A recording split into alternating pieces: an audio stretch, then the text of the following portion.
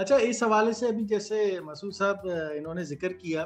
کہ پڑھنے سے زیادہ اب وہ دیکھنے کا شوق ہے، جیسے ہم نے بچپن میں کیسٹ کہانی، آپ نے بھی شاید فرید احمد صاحب کی کیسٹ کہانی سنی ہوں گی، جی وہ جو جی تقریباً جی 15 جی یا 20 کے قریب تھیں، ان کا بھی اسی طرح سے ہمیں انتظار ہوتا تھا. تو اس میں صرف میں آپ سے یہ پوچھنا چاہوں گا کہ جو پڑھنے اور سننے کے اندر جو بچوں کا ایک وہ تخیلاتی پہلو ہے وہ بہت زیادہ کام کر رہا ہوتا ہے، جبکہ شاید ویڈیو دیکھنے سے وہ پہلو جو ہے بڑی حد تک وہ سو جاتا ہے، یا وہ اس طریقے سے اجاگر بچے اپنی جو سوچ ہے اس کو آزاد نہیں چھوڑ پاتے. اس حوالے سے آپ کیا کہیں گے؟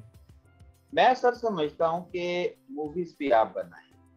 لیکن یہ ہے کہ اگر مسئلہ آج کیا ہوا ہے کہ باپ بیٹھا ہے اس کے پاس موبائل ہے، ماں بیٹھی ہے اس کے پاس موبائل ہے، بچے بیٹھے اس کے پاس موبائل ہے. اگر مجھے اپنے بچے کو کتاب پہ لانا ہے تو مجھے سب سے پہلے اس کی خود قربانی دینا ہوگی کہ میں اس کو پڑھے رکھوں.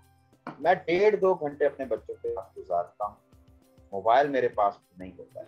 وہ ہوتے ہیں ان کو میں لے کے اس پہ میں انگلش بھی ان کو پڑھاتا ہوں کیونکہ ظاہر ہے انگلش میرا بنیادی مضمون ہے.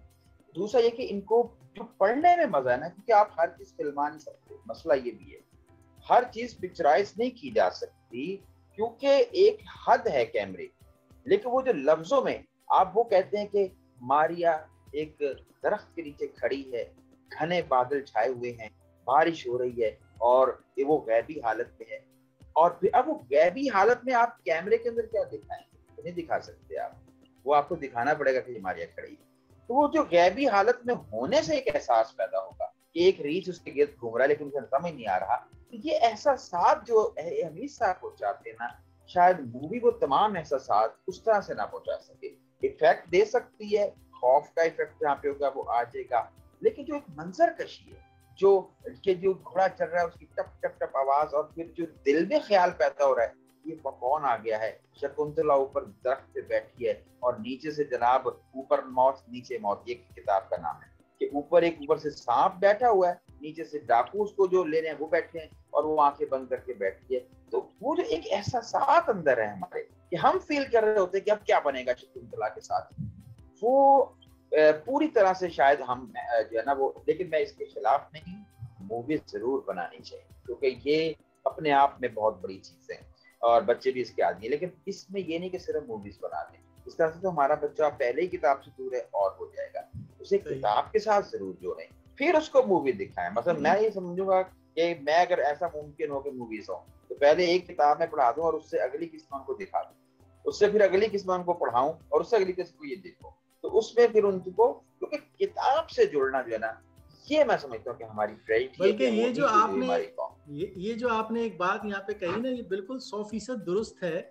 کہ مووی جو ہے وہ ہر قسم کے جذبات کی عکاسی نہیں کر سکتی، جس طرح سے آپ نے منظر بیان کیا. لیکن وہی بات ہے کہ جب وہ کتاب پڑھنے کے بعد وہ بچہ اس کو دیکھے گا تو بچے کے ساتھ وہ سارے احساسات پیچھے موجود ہوں گے، تو اس کا وہ جو مزہ ہے دیکھنے کا وہ بہت بڑھ جائے گا. پھر بالکل میں یہی بات کر رہی تھی کہ جو ہے بچے جو ہوتے ہیں ان کی تخیل جو ہوتی ہے نا امیزی، وہ بہت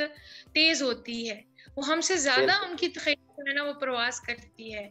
ہم جو ابھی سوچ رہے ہوتے ہیں اور وہ جو ہے وہ کسی دنیا میں ہو آتے ہیں، اور یہ حمید جو ہے وہ بہت اچھی طرح یہ بات جانتے تھے،